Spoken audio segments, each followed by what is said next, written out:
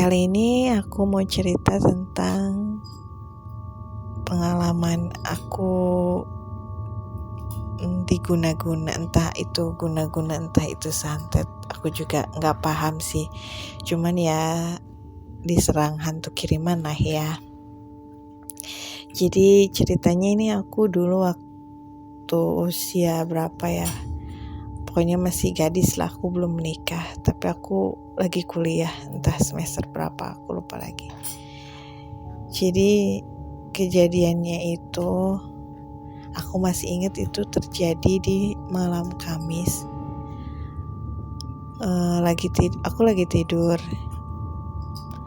dan aku bermimpi.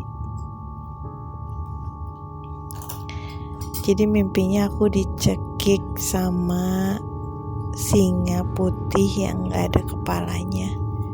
Entah singa, entah itu apa ya, kalau di Sunda itu disebutnya maung ya.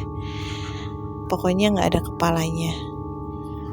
Dan rasanya mimpi dicekik itu seperti nyata sekali, karena aku tuh di mimpi tuh sampai ngap gitu ya, gimana ya, rasanya dicekik itu benar-benar berasa banget sampai aku berkeringat. Dan akhirnya aku terbangun oleh suara telepon rumah yang berdering.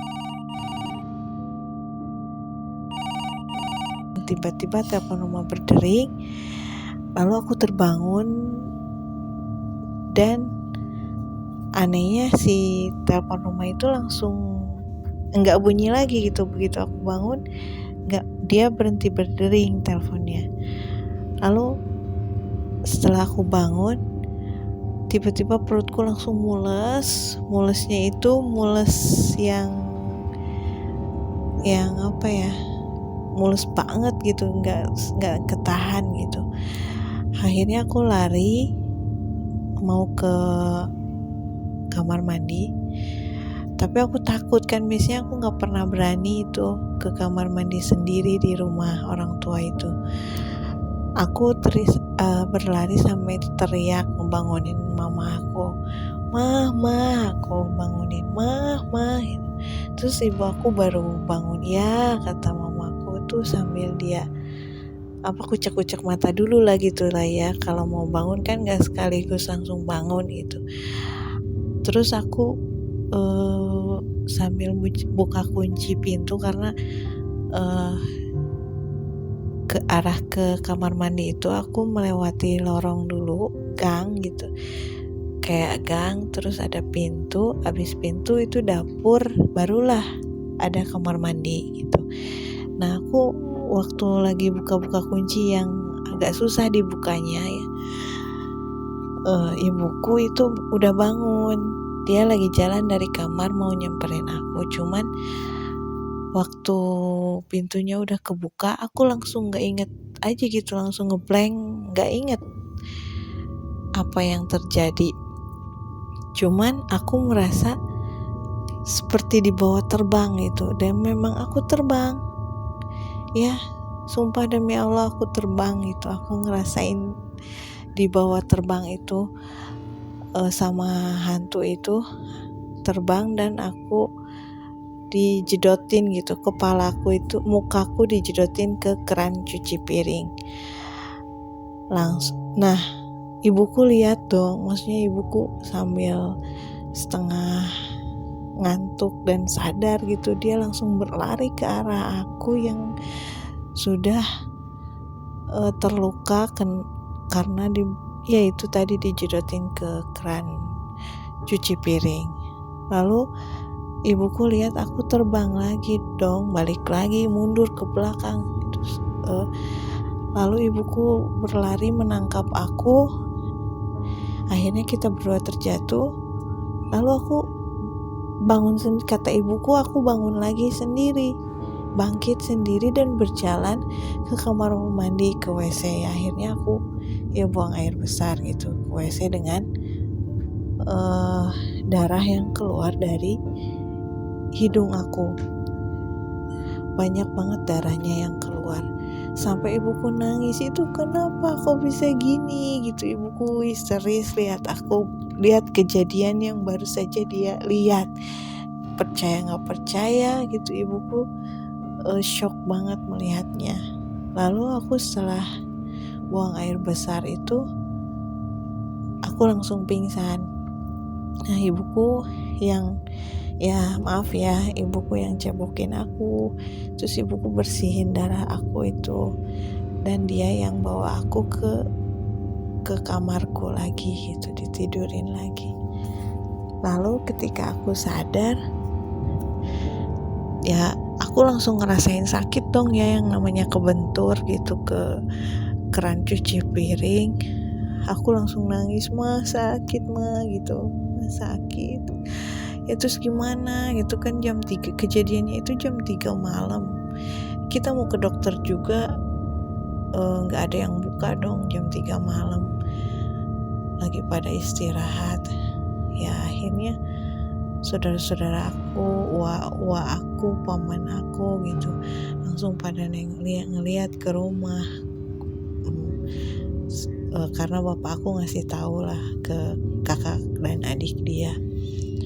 Lalu mereka terheran-heran, kok bisa gitu jatuh. Dikira mereka mungkin aku pingsan langsung kejedot gitu atau gimana, atau tergelincir, mungkin mereka berpikirnya seperti itu. Mereka juga bilangnya, kenapa kok nggak hati-hati, kok bisa sampai seperti itu. Akhirnya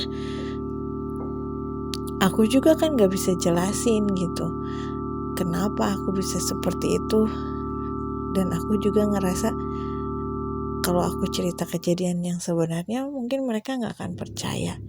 Hanya ibu aku aja yang ada di situ yang bisa percaya, karena dia melihat sendiri dengan kedua matanya gitu.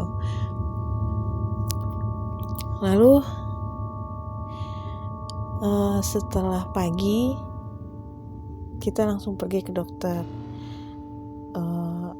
Kata dokter, kan hidung aku itu sobek dan tulang hidungku itu sedikit terlihat gitu ya.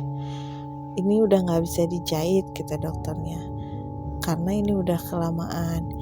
Ya karena kan kejadiannya yang jam 3 malam ya, jadi katanya bisa dijahit itu kalau belum sejam gitu kalau nggak salah, itu baru bisa dijahit. Dan akhirnya cuma dibersihin dan diperban doang. Itu aku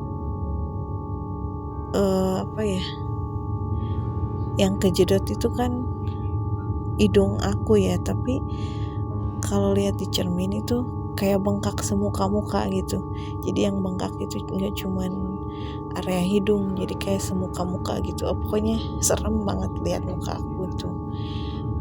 Dan tragisnya besok malamnya, kan aku malam Kamis ya, malam Kamis aku kejadian seperti itu, dan malam Jumatnya itu bapak aku yang sakit. Bapakku itu tiba-tiba aja kan kita mau ke masjid ya, aku masih ingat itu hari pertama taraweh. Malam Jumat itu aku bareng dengan keadaan meskipun diperban hidung gitu, aku tetap pengen ikut taraweh. Aku berjalan berdua ke masjid sama bapakku.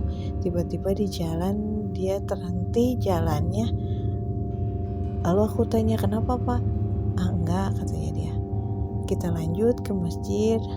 Lalu di masjid itu bapakku jadi imam taraweh. Awalnya biasa aja, dia baca-baca doa sholatnya itu biasa, tapi lama kelamaan dia jadi ngaco bapakku itu, dari surat ini pindah ke surat yang lain gitu. Begitu terus, dan akhirnya diganti imamnya sama kakak bapakku ya. Akhirnya sudah beres, kita pulang. Aku tanya, Pak, kenapa kok Bapak baca doa-doanya ngaco gitu? Nggak tahu, kata bapakku. Nggak tahu Bapak ini ya kenapa ya? Tiba-tiba malamnya itu bapakku itu ngerasain sakit kepala yang hebat, katanya sakit banget di belakang.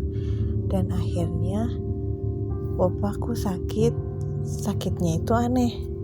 Sakitnya itu dia nggak nggak bisa ngomong, nggak sadar dia siapa, terus lupa sama keluarga, sama mama, sama aku, sama adik aku juga dia nggak ingat. Pokoknya dia kayak kayak mematung gitu, nggak mau makan, nggak mau minum, dan pipis pun di kasur, pup juga dia di kasur gitu. Sebulan dia sakit, sempat dirawat juga di rumah sakit dan pulang, dan akhirnya kita memilih pengobatan ke orang yang disebutnya bukan paranormal sih, kita pokoknya berobat ke yang gitu dah ya, orang yang bisa ngobatin hal-hal seperti itu.